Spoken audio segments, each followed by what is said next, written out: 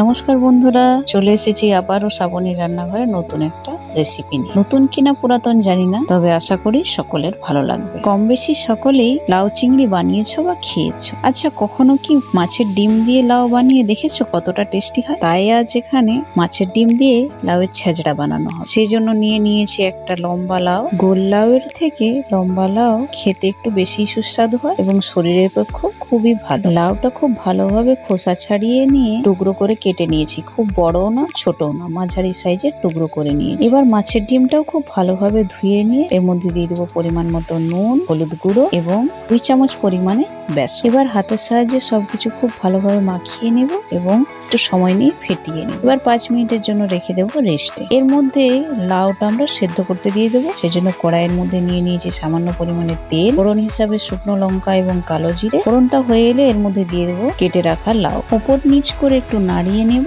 এবং এর মধ্যে দিয়ে দেবো হলুদ গুঁড়ো এবং পরিমাণ মতো নুন। আবারও একটু উল্টে পাল্টে নাড়িয়ে নেব। এবার ঢাকা দিয়ে সেদ্ধ করতে দিয়ে দেবো। এর মধ্যে জলের কোনো প্রয়োজন নেই, লাউ থেকে যথেষ্ট পরিমাণে জল বেরিয়ে আসে। অন্যদিকে একটা কড়াইয়ের মধ্যে নিয়ে নেব কিছু পরিমাণে সর্ষের তেল। তেলটা গরম হয়ে এলে কড়াইয়ের চারিপাশে ছড়িয়ে নিয়ে ছোট ছোট আকারে হাতের সাহায্যে মাছের ডিমটা বড়া বানিয়ে নেব এবং উল্টে পাল্টে খুব ভালোভাবে ভেজে নেব।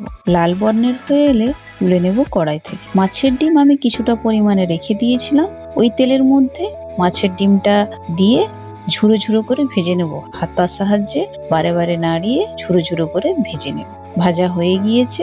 এরপর আমি দেখে নেব লাউটা সেদ্ধ হয়েছে কিনা। ঢাকা খুলে দেখলাম লাউটা সম্পূর্ণ সেদ্ধ হয়ে গিয়েছে এবং প্রচুর পরিমাণে জল বেরিয়ে এসেছে। এবার সেদ্ধ লাউটা অন্য একটা পাত্রে ঢেলে নিয়ে কড়াইয়ের মধ্যে নিয়ে নেব সর্ষের তেল। তেলের মধ্যে ফোড়ন হিসাবে ব্যবহার করব 5 ফোড়ন। ফোড়নটা হয়ে এলে পেঁয়াজ বাটা দিয়ে দেব। পেঁয়াজটা অর্ধেক বেটে নিয়েছি, সম্পূর্ণভাবে মিহি করে বেটে নিয়ে পেঁয়াজটা হালকা করে ভাজা হয়ে এলে এর মধ্যে দিয়ে দেবো রসুন বাটা। রসুন বাটাটা হালকা করে ভাজা হয়ে এলে এর মধ্যে দিয়ে দেবো আদা বাটা। মশলাটা যাতে পুড়ে না যায় সেজন্য নিয়ে নেবো সামান্য পরিমাণে জল। এবার গুঁড়ো মশলা হিসাবে দিয়ে দেবো হলুদ গুঁড়ো, লঙ্কা গুঁড়ো, জিরে গুঁড়ো এবং মশলাটা একটু কষিয়ে নেব। এবার আবারও দিয়ে দেবো সামান্য পরিমাণে জল, দিয়ে দেবো কাশ্মীরি লঙ্কার গুঁড়ো এবং মশলার পরিমাণ অনুযায়ী সামান্য পরিমাণে নুন। লাউটা সেদ্ধ করার সময় যেহেতু নুন দেওয়া ছিল সেজন্য অবশ্যই মশলার পরিমাণ অনুযায়ী নুনটা নিয়ে নিতে হবে। মশলাটা রেডি হয়ে এলে এর মধ্যে দিয়ে দেবো ভেজে রাখা ঝুরো মাছের ডিম এবং বড়া আকারে মাছের ডিম। এবার দিয়ে দেবো সেদ্ধ করে রাখা লাউ।